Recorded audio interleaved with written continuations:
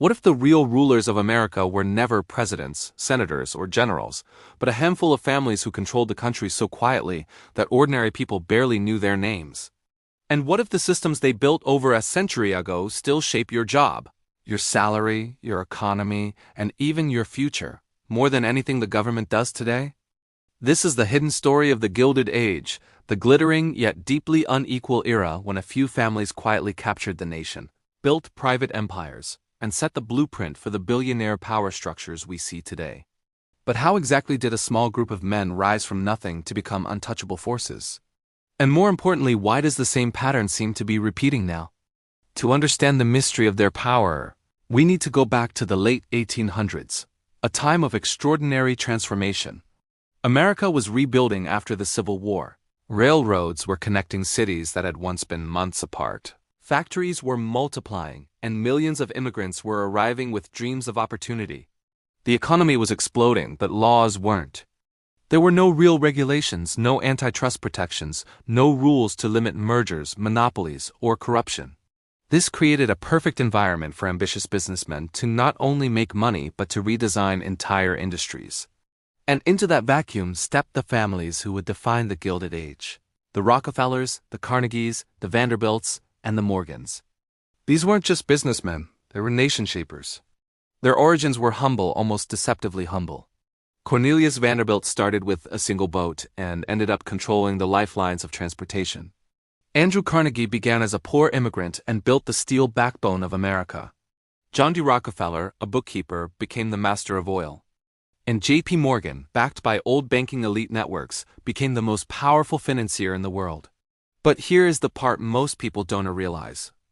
Their rise wasn't just about hard work or luck. It was a result of precise, strategic moves, cause and effect decisions that allowed them to dominate entire markets. They used secret deals, aggressive consolidation, and sometimes brutal tactics to eliminate competition. Vanderbilt bought up railroads until he owned key routes that entire cities depended on. Carnegie used new technology and ruthless cost-cutting to overwhelm rivals.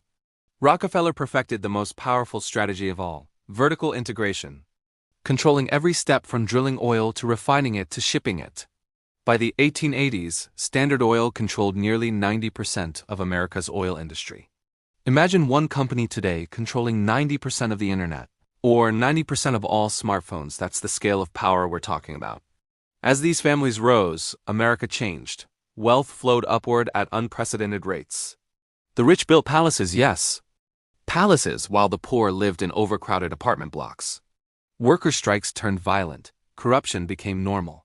Senators were openly bribed. The economy was no longer a free market, it was a family-owned machine. Public anger eventually erupted. Journalists exposed monopolies. Protesters demanded justice. Politicians warned that democracy itself was at risk. And slowly, the government was pushed to act. The Sherman Antitrust Act of 1890 was introduced to stop monopolies, but for years, it barely did anything. The families were too powerful. Only after repeated financial crises and growing public pressure did the government finally break up Standard Oil in 1911. But here's the twist: breaking it apart didn't end its power. The pieces became new giants: Exxon, Mobil, Chevron. The dynasty lived on, just in a different form. Meanwhile, Morgan's financial empire helped create the Federal Reserve.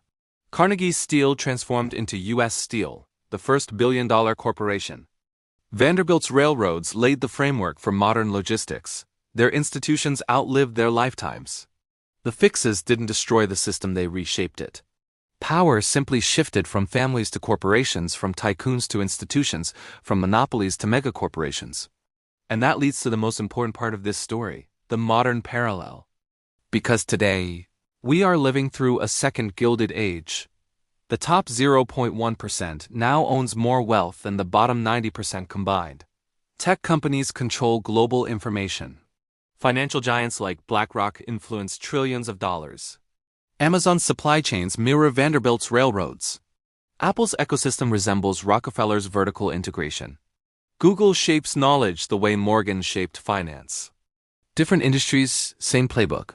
And just like before, inequality is rising, workers feel unheard, and corporations are becoming more powerful than national governments. History isn't just repeating, it's accelerating. So what can we learn? First, concentrated power always grows in the shadows unless checked. Second, breaking monopolies doesn't eliminate their influence, it evolves it. And third, every Gilded Age ends with a reckoning. The question is whether this time we'll recognize the warning signs before the breaking point arrives. If you want more deep dive stories about power, wealth, and the hidden forces shaping our world, make sure to like, subscribe, and turn on notifications because the next episode will take this story even further.